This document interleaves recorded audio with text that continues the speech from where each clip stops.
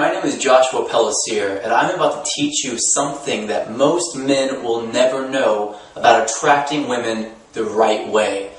See, about 8 years ago, I became obsessed with learning about how to attract women. For me, I tried all sorts of different things. I spent several years in a row just losing everything I had to gain this one skill, because to me it was the most important skill that I could ever learn, how to attract and keep my future wife, and that's what I really wanted.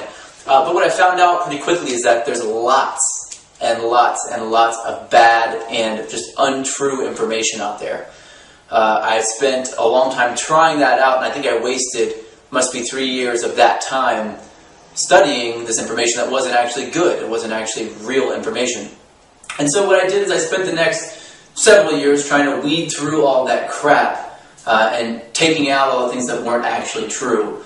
During that process, I became a very well-respected dating coach.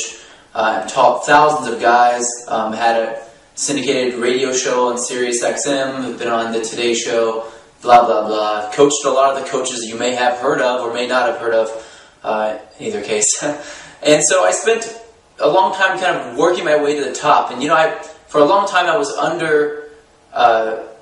under contract to keep from telling a lot of the things that I knew were true for me that could solve a lot of the guys' problems immediately that I was teaching, because it was bad business to teach those things immediately. And so I was held under contract for a long time to keep those things secret, and I did, because if I didn't, I wouldn't be here talking to you now. But I'm not under contract anymore. I'm a free agent. I'm doing my own thing, and I'd like to teach you those secrets that most men will never know. Not only that, that most guys have paid thousands and thousands and thousands of dollars in my courses, in my personal courses, to learn. And I sell seats for $5,500 a person for 5 days. And so I teach really, really brilliant information now to people that, if I had that information when I was just starting out, it would have saved me years of time, and I would have been much more successful much earlier. But I went on this path, I believe, to learn what I learned to teach you how to do it faster than me.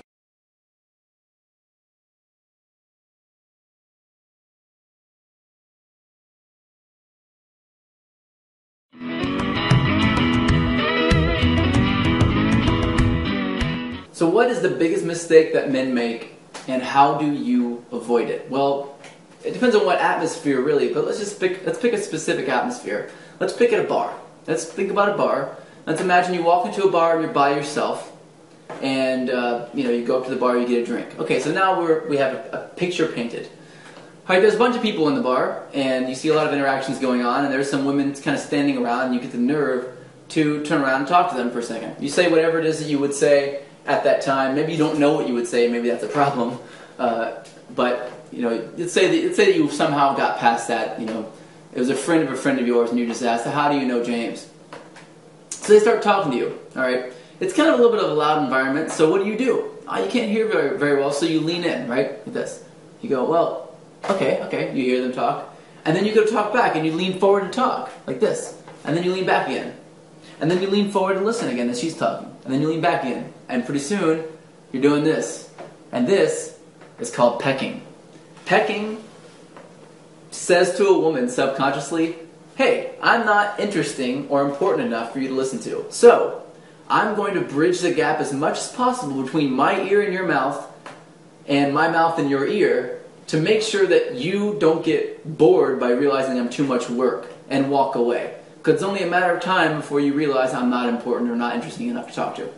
Now, women do see this subconsciously, which means they're not thinking that logically. They're feeling that, which is way worse. So, what do? Okay, well, instead of leaning forward, you do this thing. This one thing is going to change the way you attract women forever. And that is, you do this. You turn your head, if you can't hear, you lean not toward them, but you lean a little bit over in sort of a perpendicular direction. So, sort of 90 degrees. If she's in front of you here, I'm going to lean this way to the right. So I'm going to lean this way, and I'm going to point to my ear. What she's going to do, and maybe I'm going to furrow my brow a little bit, kind of do this like I can't hear her. Like I'm having a hard time concentrating. What she's going to do is she's going to lean in to you and talk to you. She's going to bridge that gap. And that's exactly what you want her to do. Because when she starts to lean in to talk to you and then lean back and then lean in to listen and then lean back, you should be speaking loud enough so she can hear you anyway, but she starts to lean in to talk to you, she's going to start to think, not think, but feel like she's attracted to you. Now, why is this? Because when we lead the body, our minds follow. Which means if I do something and go through the motions of physically doing something, then my mind associates that movement with some feeling. And women typically don't lean in to talk to a guy unless they're attracted to him. And so as they're leaning in, they become more attracted to you. It's kind of a ninja technique, and I want you to use it. It's fantastic. It's how to avoid that one. I see this problem a lot. There are a lot of other problems too. Men, they're not touching enough, giving too much positive body language, building rapport too quickly, bantering too much, things like this. But I go into all those different pitfalls and how to avoid those in the Tao of Badass. Check out thedaoofbadass.com for more information now.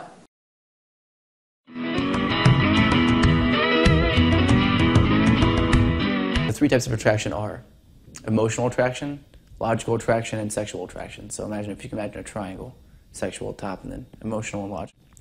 Now, I only explain emotional and logical attraction because sexual attraction is pretty much self-explanatory for most people.